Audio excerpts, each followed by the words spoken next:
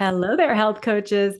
You know what? This podcast has been around for a bunch of years. I don't know how long you've been listening, but it's kind of getting to a very important moment where we are going to go over 400,000 downloads in like the next week. So it seemed like the right time to talk about podcasting here on the show because I know health coaches are out there and you're thinking, maybe I should start a podcast. She's got a podcast. This other person's got a podcast. Why don't I have a podcast? Have you ever considered it? Even just in a small way, has the thought passed through your mind that you might want to start your own podcast one day? I know that it can feel overwhelming, just like so many things when you're starting your business. And this could feel overwhelming to you, even if you've been a health coach for decades, but you've just never used this avenue of marketing before. So today I have 3 simple steps for you to follow and get started in no time. I promise it can be more simple than you think. Now, who's this for? Obviously, this is for you if you definitely want to start a podcast. It is also for those of you who want to dabble a little bit. You want to see what it's all about, what it's like to be behind the scenes creating a podcast episode, recording yourself, putting yourself out there in this way. And you can try it out in a very low pressure, zero cost way. Sound good? Okay, we're going to do it. But first, this episode is brought to you by Practice Better, my favorite practice management software that many coaches in our community are using, and we love it. Practice Better handles all your billing, all your scheduling, all your online programs, so much more to just streamline your entire process. And for a limited time, I can give you a bonus kitchen cleanout program built right into the Practice Better platform so you can start using it with your clients. Plus, you'll get 30% off your first 3 months. Go to healthcoachpower.com/PB to get started. Stands for Practice Better, healthcoachpower.com/PB. And all the details will be in the show notes. I also need to give a shout out to Melissa. Hey, Melissa, who wrote this 5-star review on Apple Podcasts. She said, Michelle's podcast and her programs are superb for anyone who is a health coach at any stage. I have found the information helpful when I was starting out, motivating when I'm feeling low in my game, and transformative when I took a break from my business and am restarting it. Wow, her content always gets my game mindset on. Thank you. Melissa, thank you. And I'm so glad you're back from your break. Please send your mailing address to us at support@healthcoachpower.com. Just reference this episode. We have a little thank you gift to send your way. And for everybody who's listening, it would mean the world if you would take a minute and leave a written review on Apple Podcasts. This is how we reach more health coaches. It's how I'm able to continue bringing you high quality free content every single week. And who knows, if you leave a review today, I might read yours on the air next week. Podcasting, right? You gotta love it. This is what it's all about. Publishing, connecting with your audience, getting reviews also helps a great deal. Listen, when you start your show, don't worry too much about ratings and reviews. You don't have to make a big splash right out of the gate. Like these things come in time. I promise you, I did not have over 100, over 150 now 5-star reviews on this show in the first year. Definitely not. That is not how it works. Slow and steady. That's how it works with podcasting. It is slow and steady to win the race. Which brings me to my very first step to get started with your own podcast. This is going to sound trite, but I mean it. Just start. Just start. And I know the first thing that everybody thinks about is, but I need a microphone and I need certain software and I need this and I need that. No, you don't. You really don't. Don't worry about getting it perfect. This show has been a huge success. And I've actually had 2 other successful podcasts through the years. None of my shows were particularly fancy. I started this show with a pair of earbuds.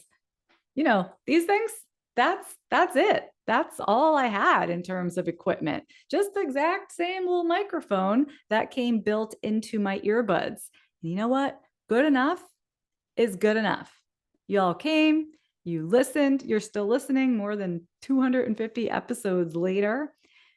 So the only thing that you definitely want to try for in terms of audio quality is a quiet environment with as little echo as possible. Some people podcast from inside their bedroom closet. I've tried it, or inside a coat closet, because actually there's really great acoustics inside a closet that's filled with clothing. But honestly, look at me. Here I am every single week. I'm in my office, which has hardwood floors. Sometimes, like even just a minute ago, you might have been able to hear a train in the background. That's because I live right off the Hudson River line. Yes, that Hudson River line from the Billy Joel song. It's like right there. So you're going to hear the train sometime. Apparently it's okay, right? The show can still be successful. So equipment and the perfect recording studio, it does not matter. What matters is your content. So don't spend the next month saying, oh, Michelle said I should start a podcast. I better research microphones for weeks on end. No, don't worry about getting all that soundproofing stuff on Amazon and like putting down a rug and changing your whole situation in your house just so that you can record a podcast episode.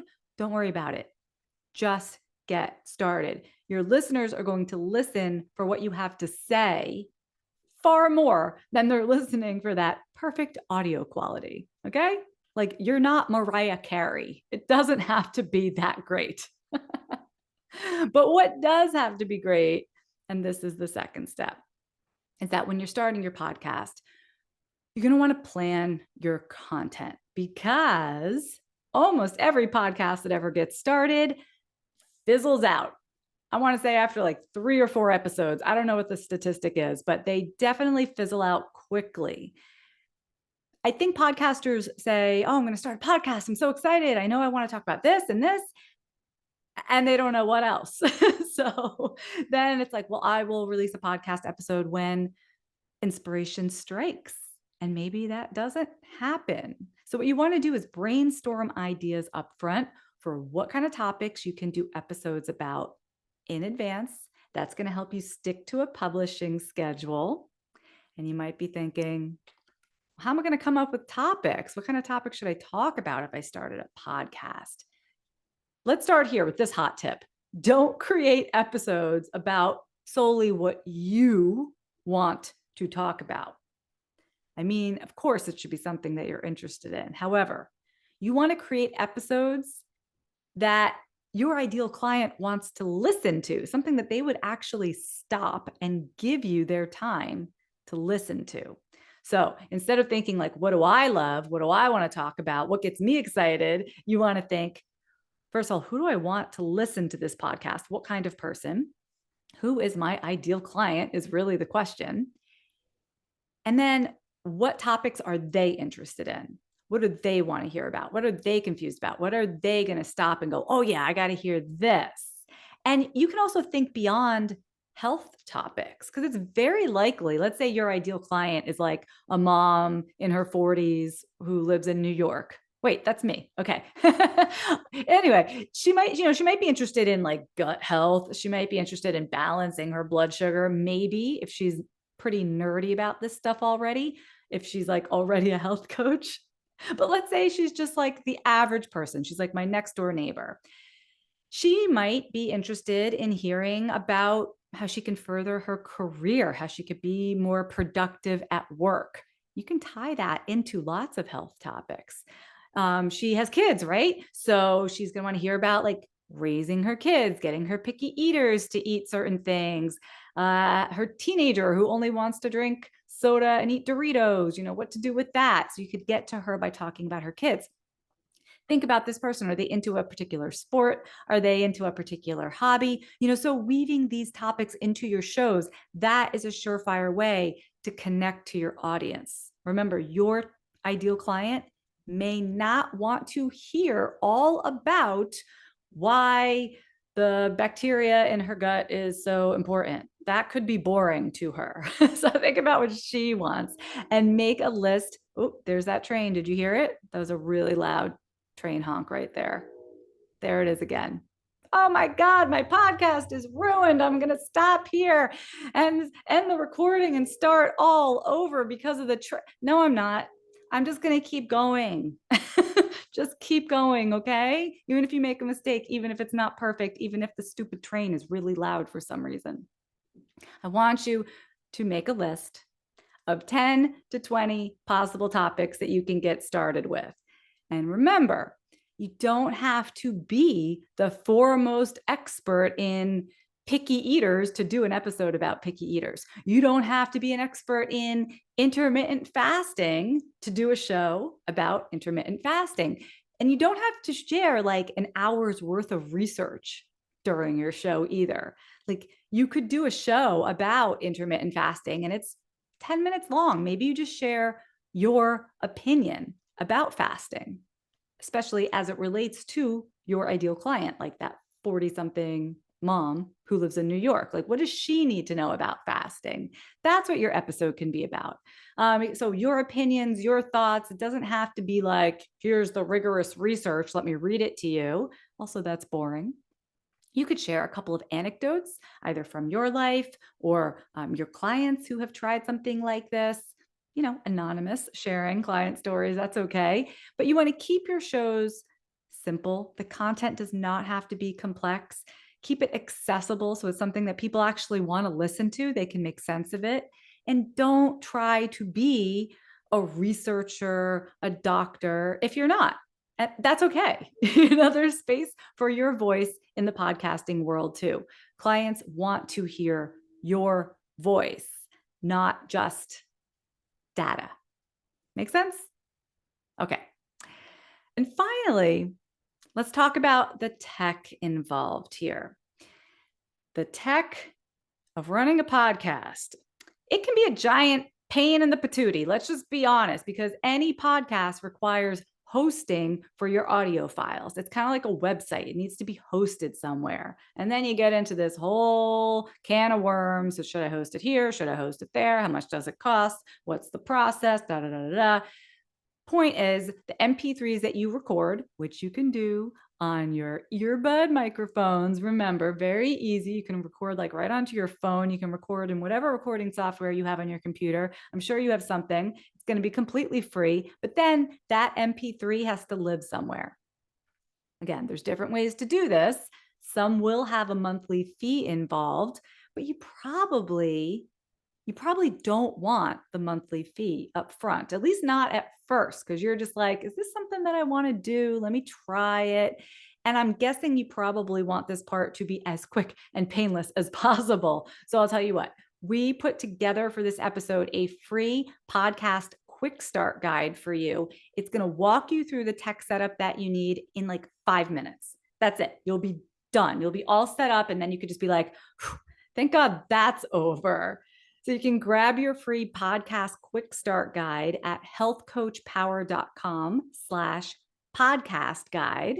Again, that is healthcoachpower.com/podcast guide. It's completely free. And then just follow the steps. And I'll tell you what, when your show is officially live, because I mean, literally, if you've recorded yourself and you spend 5 minutes setting this up, boom, you can upload your recording. You've got a show. Let me know about it. Email us, okay? Because I would, first of all, love to check it out. And I will give you a shout out right here on an upcoming episode. So the question is, can you be brave? Because it does take courage to share your voice with the world, right? Your first episode, you might find yourself talking a little bit like this because you're a little bit afraid. But as you gain confidence, it sounds like this. It's a totally different energy. And you just have to get there by doing it, right? You're going to do your first episode. You're going to hate the sound of your own voice. That is totally normal. Do the second episode.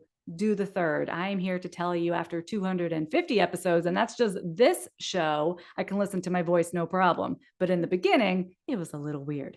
I was a little scared. So can you move forward imperfectly and simply start publishing so you get in the habit of this new routine?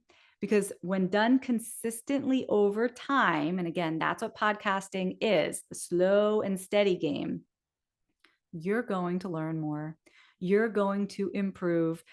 And podcasting is truly, I promise you, it's an amazing way to find your voice. So helpful.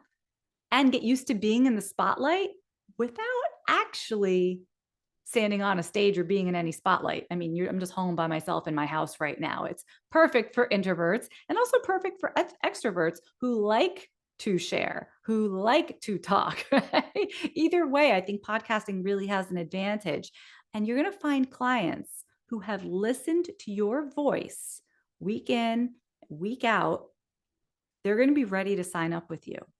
You're not going to have to convince them at all because there is that know, like, trust factor that's being built up every week as you release your episodes. I am very, very excited for you to begin. I can't wait to hear your first episodes, or send me your second or your third, or whenever you feel comfortable. But trust me, no judgment here. I was a complete beginner stumbling through this for a long time. I'm happy to share what I know with you now. So remember, grab that quick start guide. It's completely free at healthcoachpower.com/podcast guide. And this episode is brought to you by That Clean Life, an awesome resource for health coaches to create recipe books and help clients with meal planning on any kind of diet. You're going to love it. For a limited time, I also have a discount to share. You can get 20% off your first 4 months when you join at healthcoachpower.com/TCL. That stands for That Clean Life. And I will see you next week. Take care, everybody.